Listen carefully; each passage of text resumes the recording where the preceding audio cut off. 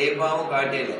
ఆడికి పాము అని చెప్పారు, చెప్పి 2 మేకులతో గుచ్చారు. పాము కాటేసింది అని చచ్చిపోయాడు. యాక్చువల్ చంపింది ఏంటండి? పామా? భయం. అలా కరోనా కూడా ఎవరిని చంపలే, భయమే ఎక్కువ మంది చంపింది. భయమే ఎక్కువ మంది చంపింది. ఒక ఆయన నడువుకి వెండి మొలతాడు కట్టుకుంటాడు, పొలం నుంచి వస్తుంటే అది జారి అతని కాళ్ళ మీద పడింది, దాన్నే తొక్కాడు, అది పాము అనుకున్నాడు, అని చచ్చిపోయాడు.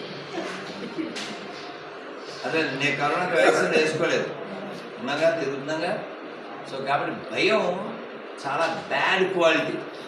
ఆ భయం పోవడానికే మనం ధైర్యం కలిగి ఉండాలి. ఆ ధైర్యాన్ని ఇచ్చే వాటిలో గొప్పది విష్ణు సహస్రనామం. మరి అంతా మనం చెప్పలేం కదా అనుకున్నారనుకోండి, అప్పుడు రామనామం చెప్పండి. చెప్పండి, శ్రీరామ జయ రామ జయ జయ రామ, శ్రీరామ జయ రామ జయ జయ రామ, శ్రీరామ జయ రామ జయ జయ రామ.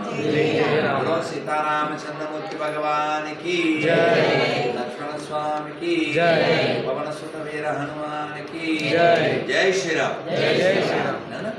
చాలా సంతోషంగా అందరూ. ఏకాదశి నిన్న అయిపోయింది. అలా మళ్ళీ ప్రతి 14 రోజుల తర్వాత ఏకాదశి వస్తుంది. ఆ ఏకాదశి నాడు ఏం చేయాలో అందులో ఉంది. నెలకు 2 సార్లు మనం ఏకాదశి ఫాలో అవ్వగలిగితే శరీరంలో రిపేర్ చేసుకోవడానికి దానంతటి దానికి మనం టైం ఇచ్చిన వాళ్ళం అవుతాం. అది కొంచెం గుర్తుపెట్టుకోండి. జొమాటో ఉంది కదా అని టమాటా బాత్ తెప్పించుకోకుండా ఆరోగ్యంగా ఉండండి. నేను ఒక్క భోజనమే చేస్తాను, ఏకభుక్తం. నెలకు 30 భోజనాలు చేయంగాక చేయండి. నెలకు 30 అవ్వవు. ఎందుకు అవ్వవు అంటే 2 ఏకాదశులు వస్తాయి, అవి కాకుండా వేరే ఉపవాసాలు చేసి ఉంటాయి.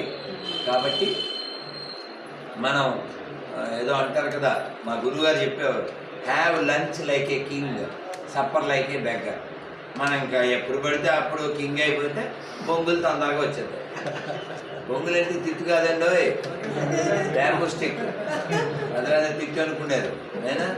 సో అందుకని ఆరోగ్యంగా ఉండండి. భగవంతుడు ఇచ్చిన ఈ జన్మని మోక్షం కోసం మీరు ప్రయత్నం చేయండి. భారత్ మాతాకి, శ్రీ ధన్వంతరి భగవానికి, శ్రీ గరుడాల వారికి, శ్రీ లక్ష్మీ నరసింహ భగవానికి జై శ్రీరామ్.